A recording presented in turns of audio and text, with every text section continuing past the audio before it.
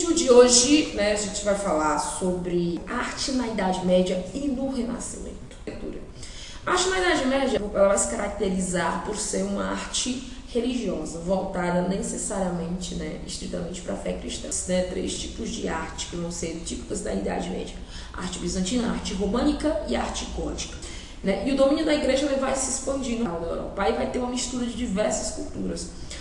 A arte bizantina ela vai ter algumas características. Uma delas é a proibição, a adoração de certas imagens. Aí a gente vai ter a arte gótica, que vai ser conhecida como uma arte que vai ter certos exageros na arquitetura. E ela vai ter alguns aspectos mais sombrios, que vão ter essas características de exagero. Uma das características marcantes da arte gótica vai ser a arquitetura. Vai ser conhecida a arte gótica como a arte das catedrais e as artes dos vitrais. É muito, às vezes, comum encontrar em algumas catedrais, em algumas igrejas, vidros coloridos nas janelas, que é justamente para dar aquele efeito no interior das igrejas. Hoje, algumas igrejas não utilizam da mesma forma como era na Idade Média, mas o fato de usar esses vitrais faz sim lembrar como era usado os vidros coloridos lá na arte gótica. Na arte gótica era tudo exagerado, mas bem exagerado mesmo, Vou colocar aí uma imagem para você ver, como é essas características aí da arte gótica.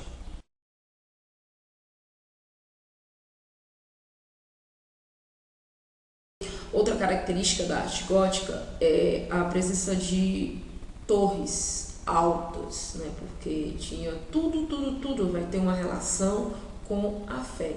Então tudo era pensado para que se mexesse com o emocional das pessoas e para que se atingisse a fé. O teatro ele vai ter uma característica entre o teatro religioso, entre o céu e o inferno, que era justamente para fazer uma espécie de julgamento, um julgamento psicológico, um julgamento emocional para os fiéis que fossem assistir. Uma outra característica da época da arte da Idade Média é que a população ela era analfabeta.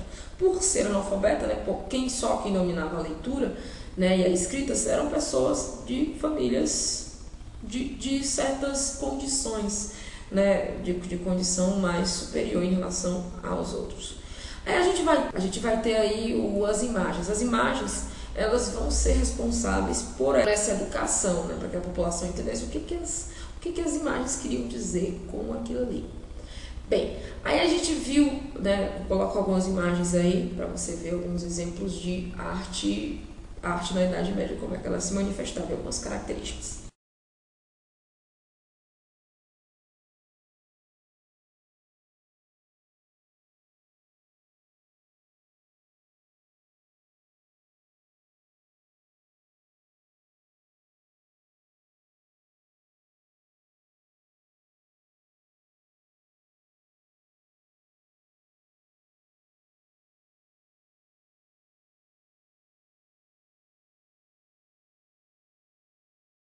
Na Idade Média, tudo era voltado para essa questão religiosa, a liturgia, a missa, desde o desenho da igreja na planta, no papel, já era pensado, já tinha formato de cruz.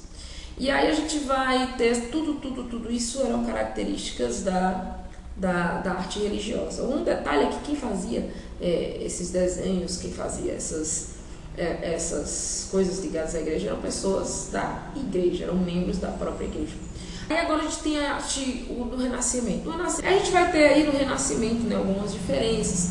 No Renascimento não é mais a fé que vai ser o ponto forte, vai ser a ciência e as artes, até porque no Renascimento já está dizendo renascer de certas culturas.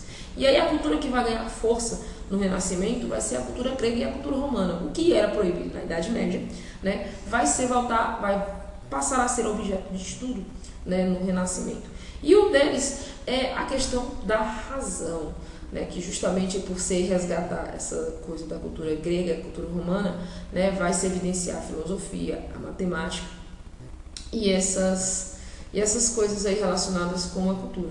E aí isso vai acabar refletindo nas artes, porque os desenhos, as pinturas, a arquitetura vão vão ter aquela característica, aquela união da matemática com a arte, a presença da perspectiva, a questão triangular, enfim, a arte ela vai ter um olhar mais matemático. Vou colocar aí umas imagens para vocês entenderem como era esse olhar.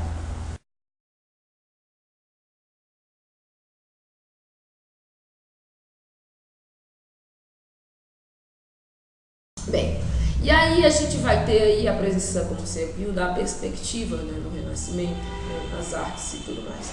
A gente vai ter alguns, né, alguns temas mitológicos, né, como vai haver um resgate, né, ainda vai ter uma mistura, as influências no comecinho do Renascimento, influências da religião, ainda. E aí, com o tempo, a gente vai ver a presença de outros temas, como a mitologia, o teatro, né? Na Idade Média, o teatro ele tinha por ser uma característica religiosa presente, no Renascimento o teatro ele vai ter um caráter mais profano, vai nascer na Idade Média, mas vai viver de forma clandestina. E aí no Renascimento ele vai ganhar mais liberdade. A gente vai ter alguns escritores do Renascimento. Se não me engano, Molière era do Renascimento, juntamente, né, com o Shakespeare, que vai ter várias peças. Tem até algumas teorias que não foi Shakespeare que fez todas aquelas peças. Mas uma das características da peça de Shakespeare é que havia personagens, né, que se repetiam, não só mudavam o nome, mas tinham algumas características. O casal de namorados, né, aquele que eram os mais ricos da peça. Tinha os empregados que faziam as travessuras, né? Todo aquele jogo, aquela comédia. Como o próprio nome do teatro estava dizendo, teatro comédia dell'arte, que é o teatro que ele tinha alguns aspectos cômicos, né? E ele era feito de maneira improvisada entre aspas, né? Porque tinha um roteiro com início, meio e fim. Não tinha as falas dos personagens, mas tinha mais ou menos como é que a peça tinha que desenrolar a história.